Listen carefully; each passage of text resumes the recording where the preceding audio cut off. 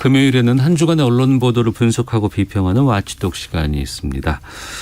알파고 신하씨 외신 기자 나오셨습니다. 안녕하십니까? 네, 안녕하십니까? 예, 그리고 정상근 전 미디어오늘 기자 함께합니다. 안녕하십니까? 안녕하십니까? 예, 일주일 만에 다시 뵙네요. 예, 다시 봐야죠. 예.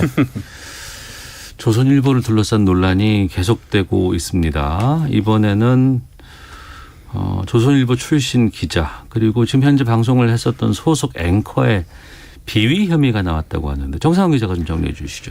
네, 사실 이 사건은 원래 좀 다른 쪽으로 화제가 먼저 됐던 사건인데 그 다른 뉴스로 이걸 다뤘죠. 네. 다른 코너에서도 우리가. 맞습니다. 그래서 경찰이 사상 처음으로 검사의 집무실을 압수수색했다. 네, 예. 이걸로 화제가 됐던 뉴스였습니다. 그랬습니다. 이 수산업자 A 씨로부터 이 서울 모지검의 부장검사가 금품을 수수한 혐의였는데 그런데 경찰이 이 수산업자 A 씨를 계속 수사를 해보니까 그 넝쿨처럼 지금 줄줄이 걸려 올라오고 있는 상황이고 네.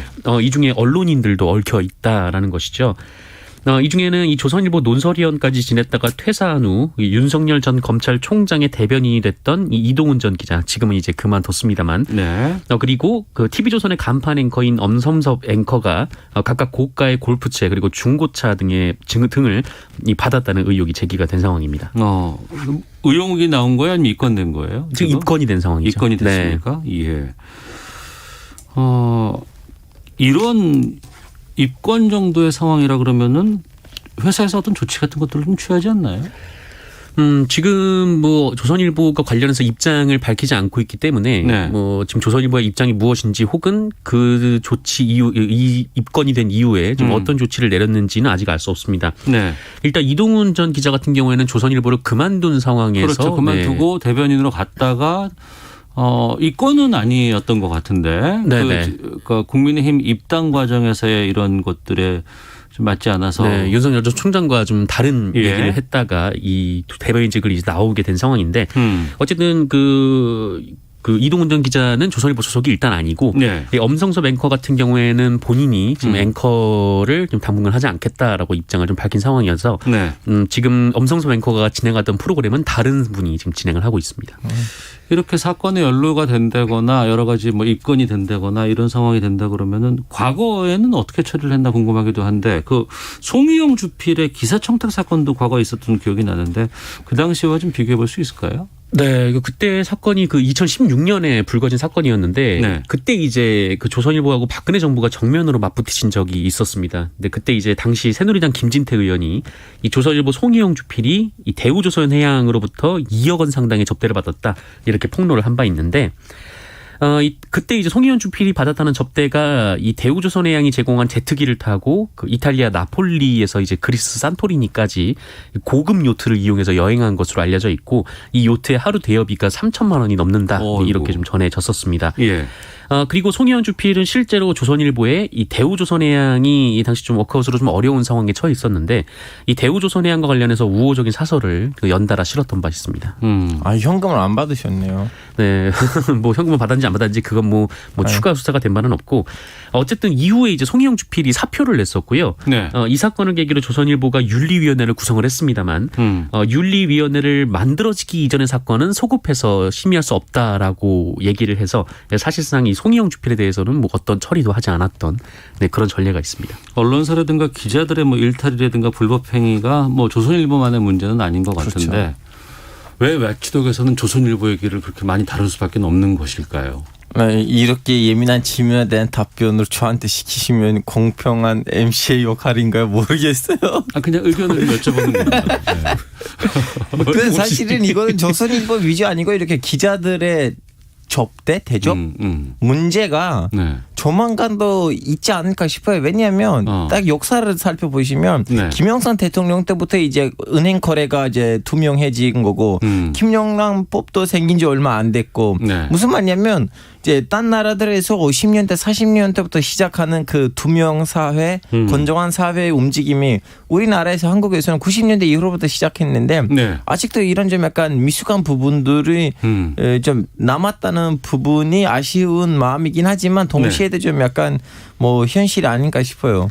저는 이 기자 개인의 일탈, 뭐 조선일보의 문제라기보다는 기자의 문제 이렇게 좀 보기는 좀 어렵다라는 게 네. 일단 조선일보가 좀 눈에 띄죠. 왜냐면은 우리나라에서 가장 큰 언론이잖아요. 그래서 같은 일이 벌어지고 사실 이 기자들의 비위가 하루에도 아마 몇 건씩 일어날 겁니다만 네. 이 조선일보는 아무래도 우리나라에서 가장 큰 신문이니까 더 눈에 띄는 것이고 그리고 또 가장 큰 신문이다 보니까 또 그만큼 조선일보 기자를 향한 유혹도 또 많을 겁니다. 네. 그러니까 그 부분이죠. 힘이 센 언론. 근데 언론이 힘이 센다는 건 그렇게 가는 게 아니잖아요. 그렇죠. 근데 그럼에도 불구하고 여기다가 무언가 청탁을 하거나 줄을 대거나 하면 효과를 발휘할 수 있을 거야. 그만큼 힘이 세니까 이렇게 입장을 하고 생각을 하고 더 거기에 유혹들이 많아질 거 아니겠습니까? 네. 근데 언론은 이런 거 하지 말고 이런 거 감시하라고 존재하는 것이거든요. 근데 그걸 오히려 또 이용한다는 건 정말 더 문제가 큰 거죠. 그렇습니다. 이 조선일보가 우리나라의 지금 뭐 가장 큰 신문이다 보니까 뭐 여론 형성에 가장 큰 영향을 미치는 또 언론이기도 하죠. 그래서 이 조선일보 직위에 있기 때문에 이 조선일보의 기사를 실을 수 있는 지위에 있는 사람들이기 때문에 더 많은 유혹을 받을 거고.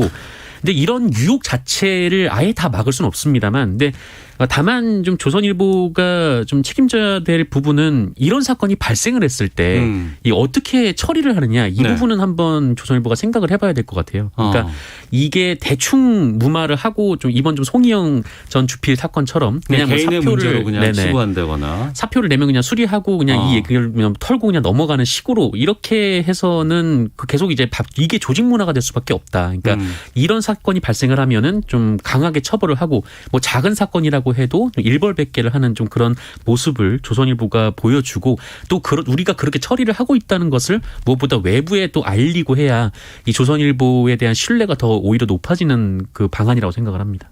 선생님, 저는 또 이렇게 살짝 다르게 생각하는 거 뭐냐면 네. 역사적으로 흐름을 다시 보자면 이제 그 노태우 대통령 말기에는 좀 약간 3당 합당이 있었잖아요. 네.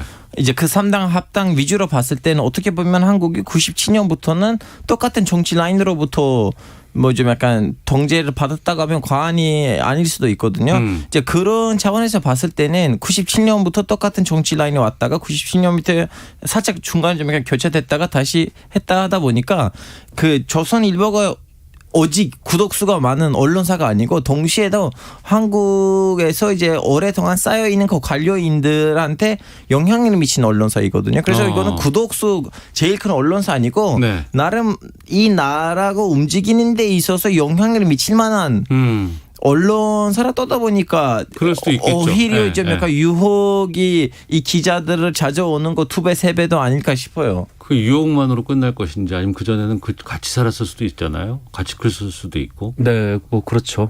예전에 뭐 이른바 이 조선일보를 두고 뭐 밤의 대통령이란 말도 있었고 사실 뭐 김영삼 대통령이 당선이 됐을 때 이제 가장 먼저 방문한 곳이 이 조선일보 사장의 집이기도 했고 네, 그래서 굉장히 좀 뭐라고 할까요? 그러니까 하나의 언론이 아니라 하나의 또 권력기관으로서 좀 우리나라에서 그렇게 조선일보가 위치되어 왔던 측면들도 있습니다. 네. 그런 상황에서 이런 사건이 터졌습니다. 그러면 조선일보가 어떻게 행동해야 될까요? 어떻게 취해야 될까요? 이제 조선일보뿐만 아니라 한국에 있는 웬만한 언론사가 한국에 있는 그 정치 패러다임이 변하고 있다는 것을 좀 깨달았으면 좋겠어요. 제일 좀 뭐라고 해야 돼?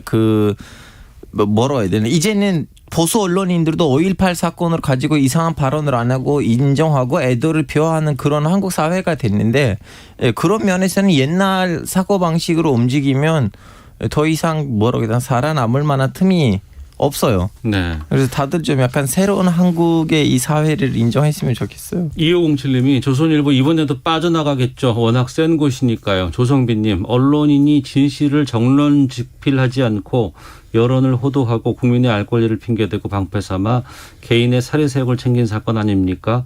저널리즘 상실의 시대를 살고 있네요. 김정우님, 수사 후 죄가 있으면 엄벌에 처해야죠. 라는 의견도 보내주셨는데 이런 상황에서 조국 전 장관이 얼마 전 사파 논란 여기서 좀 저희도 지난번에 살짝 살펴봤는데 조선일보를 상대로 손해배상 소송을 제기를 했습니다. 이거 어떻게 될까요?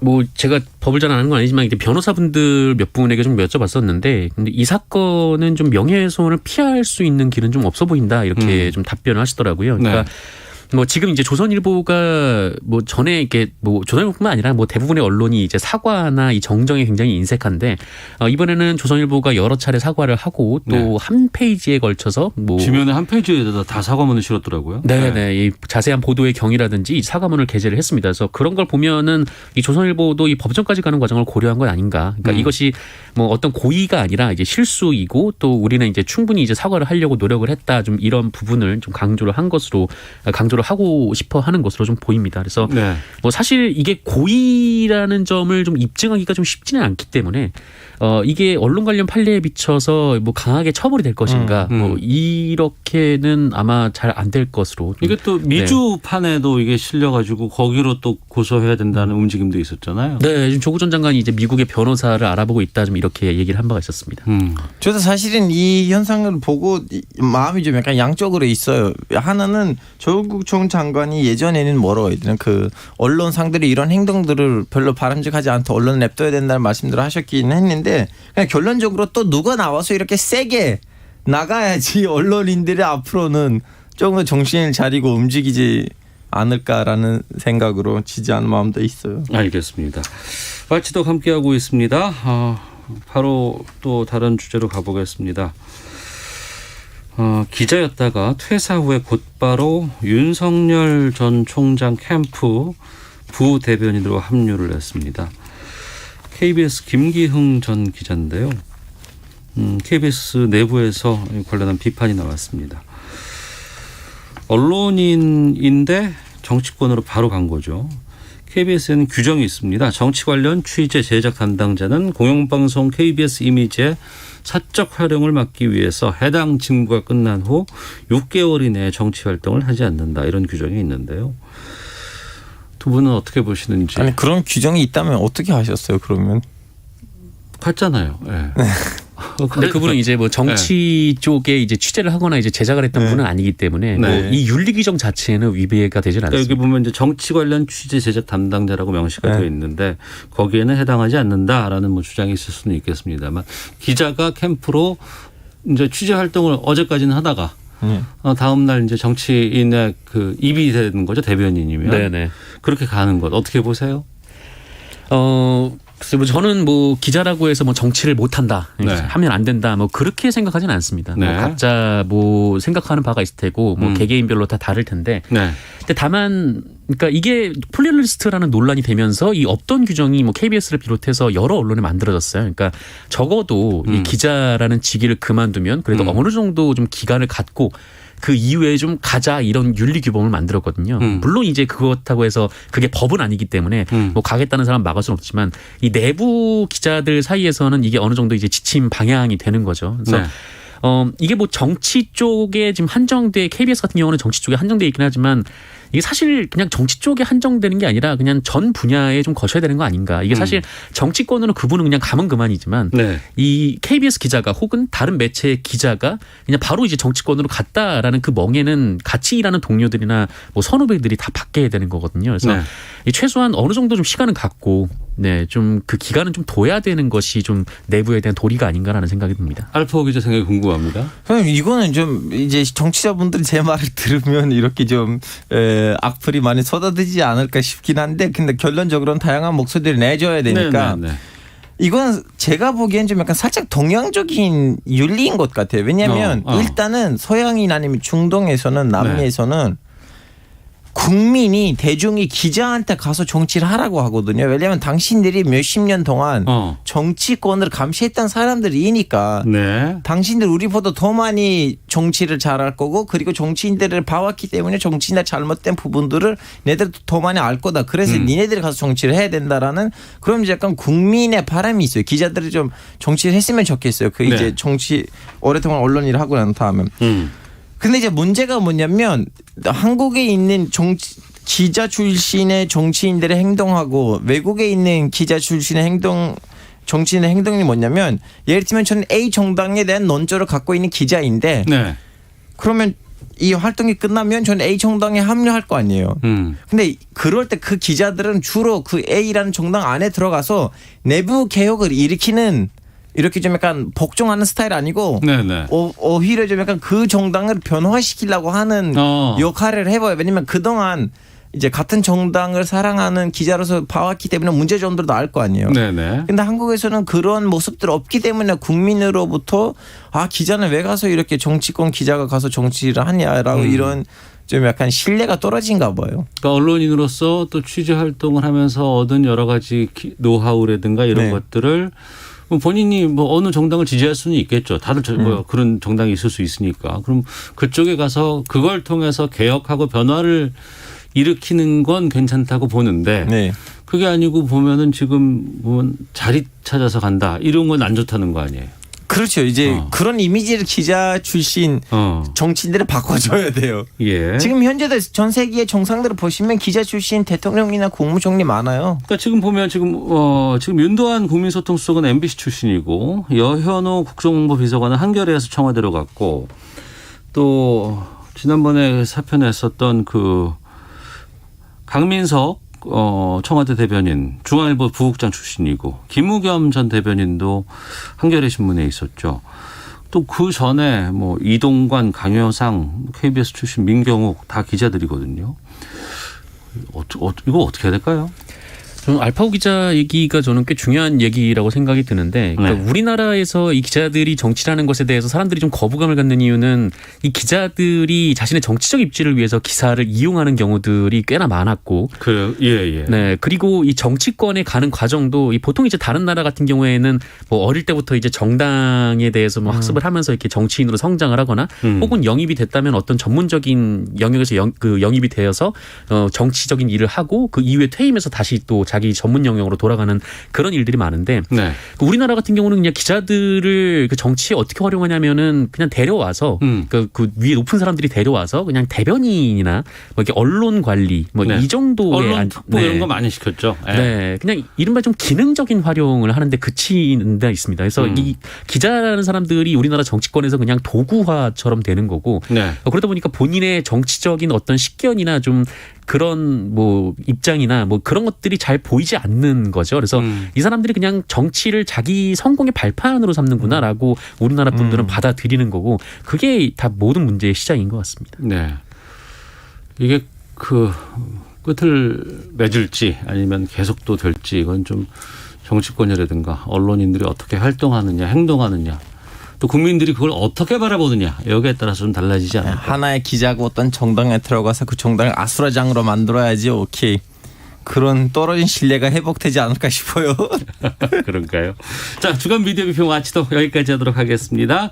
정상근 기자, 알파고 신하씨 외신 기자 두 분과 함께했습니다. 두 분 오늘 말씀 고맙습니다. 고맙습니다. 예, 감사합니다. 자, 이어서 기상청 연결해서 미세먼지 정보 확인하고 교통 정보 또 살펴보도록 하겠습니다. 날씨와 미세먼지 정보 전해주시죠.